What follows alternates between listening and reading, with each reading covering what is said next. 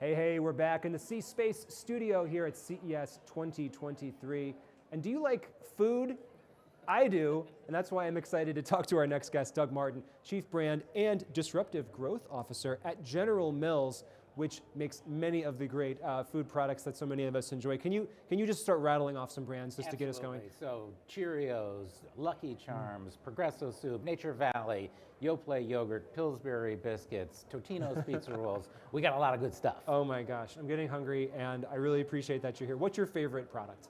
You know what? I am super partial to the original yellow box Cheerios. Just the classics. Yeah, it was like first finger food for my son, and he still eats them today. He's 13 years old. Okay, there you go. So Chief Brand and Disruptive Growth Officer, tell us about what that title means inside your organization. Absolutely. So Chief Brand Officer is very much sort of a traditional CMO role, leading our brand building activities. Disruptive Growth is a set of activities and capabilities that we have to build new businesses. So we have a venture capital arm, 301 Inc., and then we have a group of employees who are forming 3-person teams to start brand new businesses and do it as entrepreneurs. And how can they innovate quickly, learn fast, get things in front of a consumer quickly, different areas that we wouldn't necessarily get to in the normal course of our doing business. So can we dive into that for a minute? Absolutely. First of all, why 3 people? So interesting. So we bring 3 people together, basically a commercial mindset, like a business mindset, and a kind of investigative question asking mindset so that they can work together. It's lonely to try to start something up from scratch. Yes. And so we've tried to bring complementary skills together so that they have all that they need together to move really quickly and get to lowest fidelity solution that I can put in front of a consumer and get some kind of a reaction. Huh. And do you have any examples of businesses that have spun out of this process? Yeah, so it's a relatively new capability for us, but one of our first teams, the problem they were trying to solve is the problem of people with diabetes. Huge number of people with diabetes in the United States, and everyone wants the same convenience. So they built a brand that is about low impact to your blood sugar and have proven that these snacks in fact have no impact, and now they're at the point where these are going to start scaling into regular grocery stores. So it's a little brand called Good Measure, and they've done a great job with it. And is a lot of this kind of about recombining the way that you contextualize this to consumers versus starting entire new food products from scratch? Because I imagine there's so many different ways that you as a marketer could slice and dice what you accentuate about different products, and maybe some of the branding is around that. I think a lot of this is about, for us, how do we move quickly and reduce elements of risk? So in that example of dealing with consumers with diabetes, like if you were to put a Nature Valley product out there, it's going to get a certain amount of attention. It has to be perfect on day one. This team needed 6 months, a year to just learn with low fidelity, digital concepts, et cetera, and then move from there into real products. So lowering the barriers to failure, being willing to fail fast and iterate and come back. That's interesting. And these are all folks, to be clear, these are folks on the General Mills Absolutely. payroll, but they just get this chance to innovate. And it's a combination of people we've brought in from our core and some entrepreneurs that we've hired from outside of the company. Fantastic. When you think about a lot of these legacy brands, these long-time brands like Cheerios, oh my gosh, how many years has that been around? And we all love Cheerios, we all eat Cheerios, but how do you think about marketing something like that, something that's ubiquitous, something that we all know and love?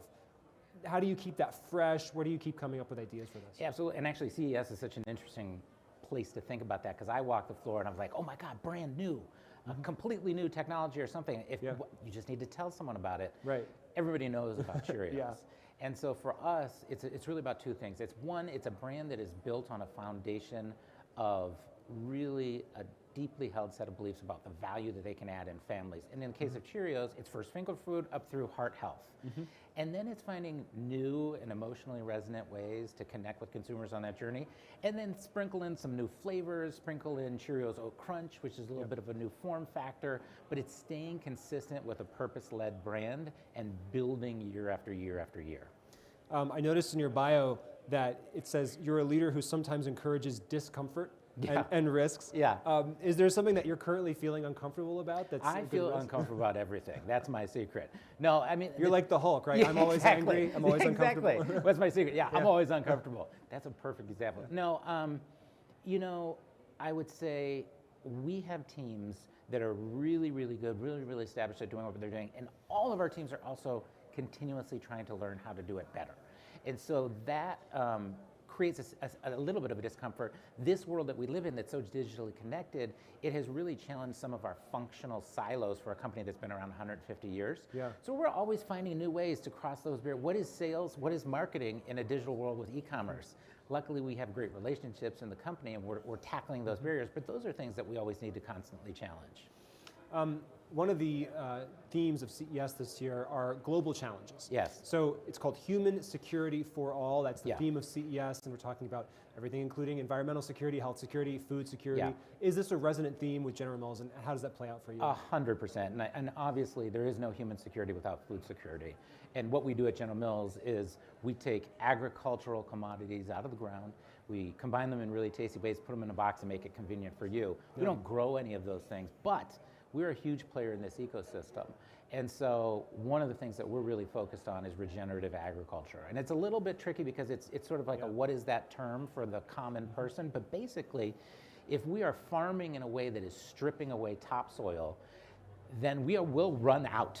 I mean, that is the dire truth. And so General Mills is working on converting 1 million acres to being farmed regeneratively. So it's farmed in a way that you're putting nutrients, minerals, and health back in the soil. Yeah. And that has to also live within an ecosystem, within a watershed, within an ecosystem of agriculture that supports itself. So, you know, that's something that's really, really important to us and that we're super focused on. And you can just drive that trend because you're just a major buyer of these. We don't drive the train, but in the example, we buy more oats than anyone else in the world. Yeah. So if we start to work with oat farmers about how they're farming their oats, and we do a pilot and show them that this can be sustainable not only for the earth, but also to create economic sustainability for the farmer, then the people want to do the right thing. Yeah. And so we're just trying to help people understand the science, build models that can show them this works, and then the acceptance comes with that. So it's more of a pull than a push. It's less of it's not a directive from on high that you must change this. Is there a prediction for it? You have such an industry that is just so part of everyone's day-to-day lives. Yeah. Do you have any kind of predictions or crazy ideas about your industry that people might think are wild but could actually come true? You know, kind of short term, I think what's winning in the United States right now is the click and collect model. Very convenient for the consumer. It's a relatively affordable model. We may or may not be heading into some kind of recession. But the problem that retailers find is that all those shoppers that they have in their store need to be there at the exact same time as all those people who are now employees picking groceries. And that's creating some traffic and some negative experiences. I think you're going to see a lot more dark stores where they're going to be drive up though. So it's not just a dark building. I think employees will be in there picking your groceries, you drive up, fulfill the order. I think that's a model that we're going to see. And then long term, there's been a lot of work going on to add robotics into the grocery store. Yep. And I think the focus early on has been in back of house, mostly because that's more of a controlled environment. But I do think long term, you're going to see robotics come into the front of house and grocery as well.